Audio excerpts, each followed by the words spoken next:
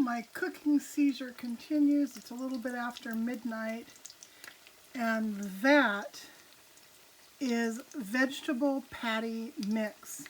And I've got lentils, bread, panko bread crumbs, eggs, rice, white onion, and mushroom all up in there. And I put in some soy sauce and some Worcestershire sauce. I put in salt and pepper, a little bit of pepper flakes. I even put in a little bit of Parmesan cheese. I'm not following a recipe. I looked at recipes and decided that I needed to kind of come up with my own deal. So, this is what they're looking like. Awfully attractive, I would say. I haven't tasted one yet, but since it's a similar, I use similar ingredients to most of the recipes that I found, I'm sure they will taste lovely. And I thought these could be sort of the meat substitute in a meal. Over there, I've got some finished ones, so I am going to give one a try. Pulled off a little bit. Let's see what that tastes like.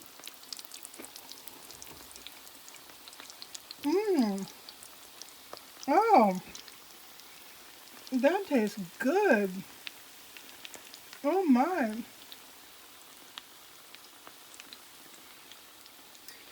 If someone told me, here, taste this little meat patty, I wouldn't even second guess that they weren't telling me the truth. It tastes like what do you call that stuff? Meatloaf is what it tastes like. Yummy. Oh, I got to remember this recipe. I'm going to see if I can't show you how to make this because it is freaking good. All right, so you start with, this is a small container of mushrooms. I'm going to chop these up fairly fine, and I will measure them to let you know how many cups or whatever of chopped mushroom goes in this. Then this is about a third of a really big white onion. You could use, you could use half a big white onion. You could even go for a full big white onion. And this will be plenty, this third. And I will let you know how many cups that ends up being after it's been chopped. All right, so I diced up 2 cups. There are 2 cups of diced mushrooms. I used some little white mushrooms. Now, if I just threw all this stuff in the food processor, I would be going much, much faster than I am right now.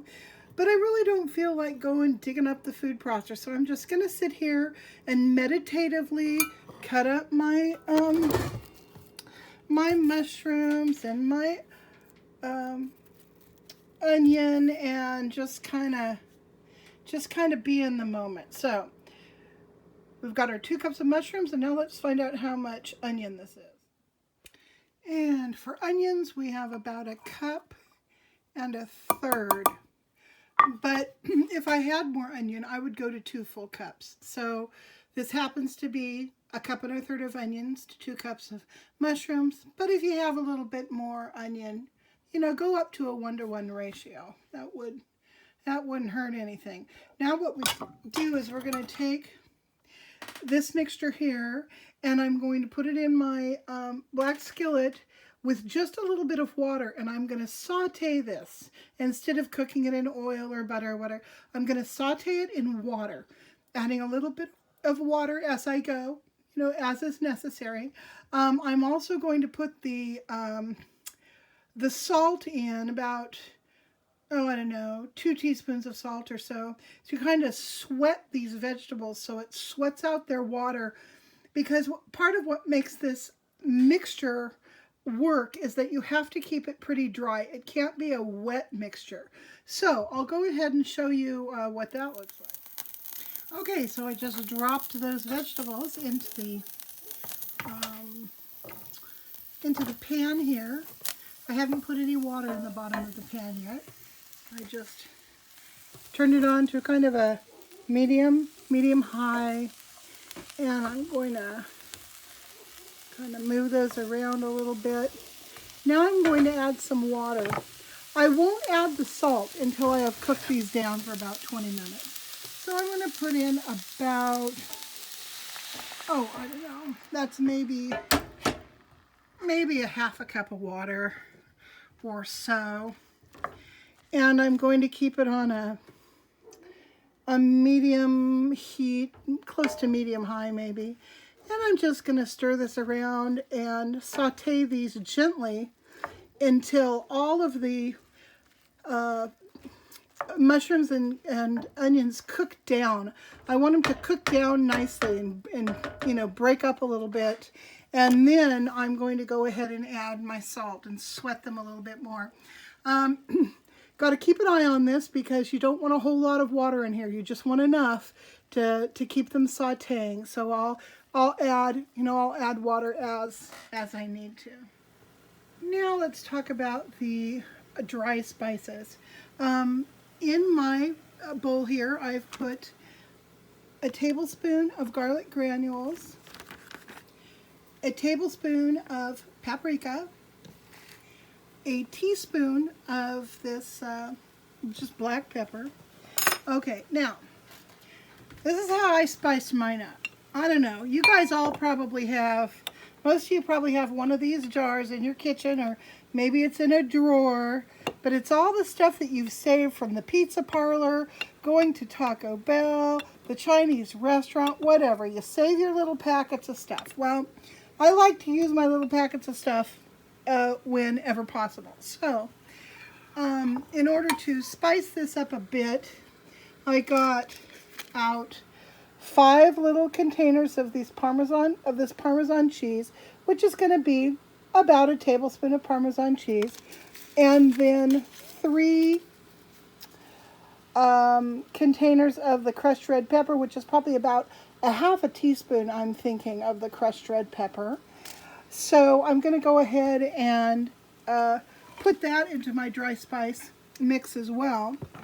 Now, just FYI, when we get around to the liquid spices and flavorings that we're going to put in here, I'm going to go ahead and put in 1 packet of the soy sauce that came from some Chinese restaurant or Asian restaurant. So, you know, I love saving these little things, and I try to remember to use them. So, I will not put the spices in until this is done cooking down and I've put in the other ingredients. Then I'll go ahead and put all the spices in. Okie dokie, this is looking good. It has cooked down to a very soft texture. Now what I'm going to do is add in 2 cups of cooked lentils. That goes in. And this is going to be kind of weird, so hold on to your seat. I happen to have a little bit of hummus and tiny little bit of salsa left over from dinner. That is going to go in there too. That's about a tablespoon, 2 tablespoons worth of hummus. Now, if I were making up hummus to put into this this mixture, what I would do is I'd blend up a can. I would drain and rinse and then blend up a can of garbanzo beans, and then I would put probably 4 tablespoons. I'm not going to cook any more garbanzo, or rather, I'm not going to go get more garbanzo beans. I'm just going to use what I've got here. It's not quite enough, but it'll be fine. These proportions that I'm showing you they're kind of approximate. It doesn't make a huge difference in taste if you don't get quite enough hummus or you get too much onion or something. It's forgiving, let's put it that way. So I know this looks really gross and disgusting to a lot of you, but this is from tonight's dinner that we had, and it is perfectly fine. So it's going to go into the skillet. Okay, so the pilaf is, the hummus has gone in, and about 1.5 cups of, I happen to use leftover pilaf from tonight's dinner, but you could sure make up 1.5 cups or 2 cups of rice, you know, cooked. That's cooked measurement. So you could probably, I don't know, take 3/4 cup of rice, cook that up, and add that to this. The fact that this is pilaf and it has some butter and different flavors in it is sort of doesn't matter. The rice is just there for texture. Now I'm going to top this off with my spice mix that I had in this. Now the last thing that's going to go in is some Worcestershire sauce. I'm going to put about 1 tablespoon of Worcestershire sauce in there, and I will go ahead and open my soy sauce, drop that in as well, and then I'm going to give it a nice big mix, and we will take a look at what we've got. Okay, I want you guys to notice just how dry this mixture is. There's no, or very little, moisture left on the bottom of the pan. The moisture doesn't puddle up anywhere. It's very dry, and that's what you want. You want the mixture to be as dry as possible. So what I'm going to do is transfer it into a bowl and let it cool down to, you know, it doesn't have to be room temperature or anything, but you want it to be easily handleable and not hot anymore. So room temperature is probably best. So I'm going to go ahead and I will let it cool to room temperature. Then we'll put in the last 2 ingredients. Well, 3 ingredients really. I use 2 pieces of this Dave's 21 grain whole breads with seed. You don't have to. You can use, you know, 2 or 3 slices of regular white bread if you want to, or any kind of bread you want. I love this Dave's bread because it's so dense and it has so many different grains and seeds and stuff in it that it just really enhances the flavor.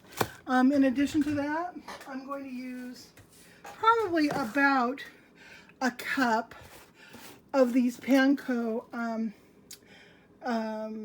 Japanese style breadcrumbs. Now, this is the last dry thing the bread and the breadcrumbs are the last 2 things we add. Before we add these, we're going to put 3 eggs into this. Then we will add the bread is next, and last is this, because it is these breadcrumbs. You put them in and then you let it alone for a while, and if it's not stiff enough, you can put in some more of the breadcrumbs. Just put in enough breadcrumbs that it stiffens up nicely and you can make it into patties. I found for this recipe and this amount that you see here, it's about 1 cup, but we'll get to that after we've cooled off our mixture and stirred in 3 eggs. All right, while I wait for my second batch of meat batter to cool, I'm wrapping these in 3 patty servings. I could do 2 patty servings, but they taste so good I know I'll want 3. And I'm just wrapping them loosely in wax paper and putting them in a freezer bag to put in the freezer.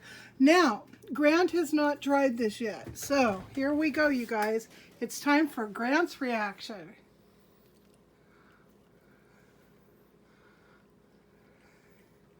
Wow, that's great. Doesn't it taste like a little meat patty? Yeah. It's amazing, huh?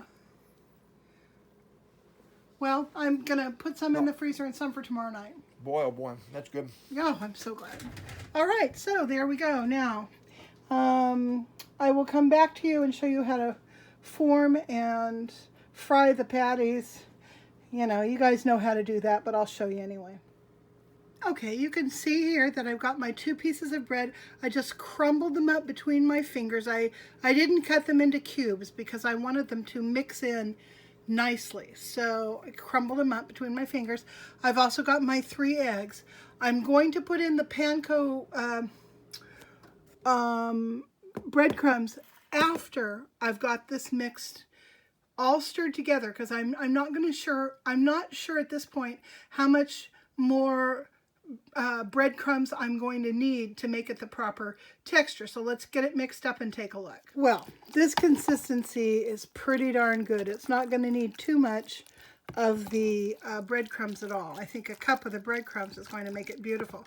Now, if you don't have breadcrumbs, you could use saltine crackers all smashed up, or really any kind of cracker you have lying around will work. Any kind of bready thing that you can turn into a, you know, something that looks like this. I'm going to go up to about, it's about a cup there. And I think that's going to be fine. Now, what I do with these breadcrumbs is I will go ahead and get them all mixed into this mixture. And then I'm going to let the mixture sit for 3 or 4 minutes and double check the consistency, because these breadcrumbs and the bread that I've already put in there, it's going to kind of absorb some of the moisture that's in this, and it will stabilize the texture, if you know what I'm saying. So I'm going to go ahead and mix this up and let it sit for a few minutes, and I'll show you the final product. Okay. I've let this sit for about 4 or 5 minutes, and I would call this pretty much the perfect consistency. This will make patties that hold together nicely and will fry up beautifully. I am not going to fry this tonight. It's almost 2 o'clock in the morning. I'm tired, so I'm going to cover this with some saran wrap, stick it in my refrigerator, and then tomorrow morning when I get up, or tomorrow afternoon, whenever it is, I'm going to go ahead and finish cooking the rest of it. Okay, so it is the next morning, and this has been in the refrigerator all night. It has held a nice consistency. I've made some meatballs. So what we're going to try is we're going to try making meatballs, and I'm thinking I'm going to do a sweet and sour sauce on these. So let's just go ahead, put them in here. I will fry them up on all sides. And then I think it's as simple as, you know, putting some sweet and sour sauce on them and warming them up in the oven, and I think that's about all you need. So I'll show you what those meatballs look like when they're done. Look at how nicely those are frying up. I just turned them off to one side. I think they'll probably end up frying on 4 different sides before they're done. But boy, they're just holding their shape and frying up nicely and looking like meatballs to me. All right, I've got my meatballs that I just made in this little baking dish. I'm going to add some sweet and sour sauce to this. Just gonna, I don't want it swimming in sweet and sour sauce. Just enough to kind of cover up the top a little bit like that. And I'm going to put some foil on this and stick it in the oven at 350 for a little while, probably about 20 minutes or so. And I'm going to serve it on a cabbage and rice salad, I think. That way you get some more fiber in there along with your starchy rice. So let's stick this in the oven and see how it turns out. While our sweet and sour meatballs are in the oven, I'm going to go ahead and see if I can fry some of this up to make like taco meat or something. Just kind of do it sort of loosely. Let's see how that works out.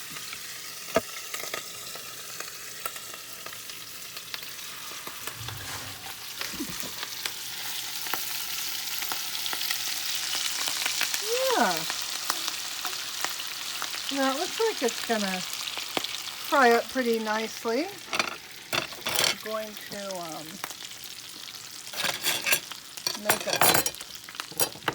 make a spot where I can drain it. And then we shall see how it turns out. I think it's going to turn out just fine. Looks pretty good. Oh yeah, that looks nice. Looks good.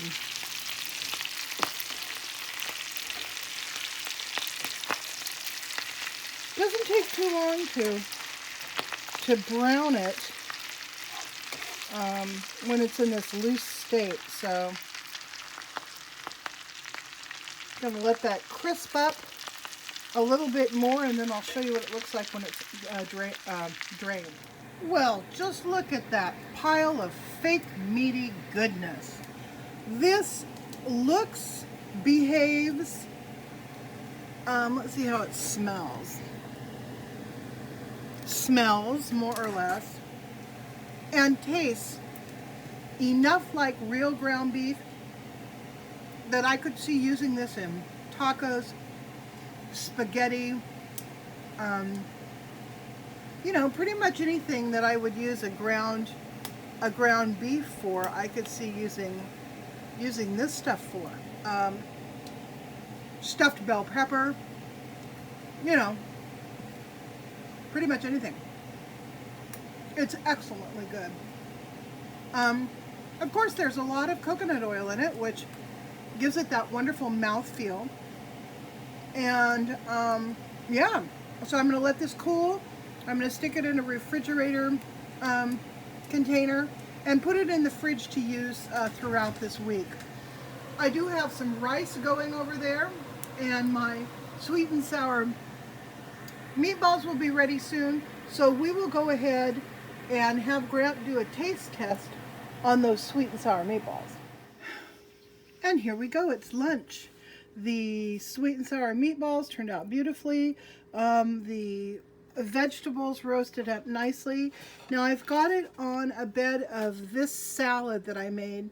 All it is shredded cabbage, about a cup of rice, and then a container of garlic, creamy garlic sauce that I had Grant buy extra of when he was at House of Kebab last night. So this should be pretty darn yummy. You want to give it a go, sweetheart? Sure. It shouldn't be too hot. Before. You've got, you know, the cold salad and then Yeah. a little bit of sweet and sour meatball and veggies. Wow, great. Is it good? Wonderful. Oh, I'm so glad. Not gonna last long though. Well, Not gonna last long. I'm gonna get some and join you in the other room. How's that? All right. Okay. All right. So I think we've come to the end of this extremely, I'm gonna turn it around and look at you, extremely long-winded video about fake meat. And I like it. I'm gonna continue making this stuff. So everybody have a good day or evening or whatever, and I will talk to you later. Bye.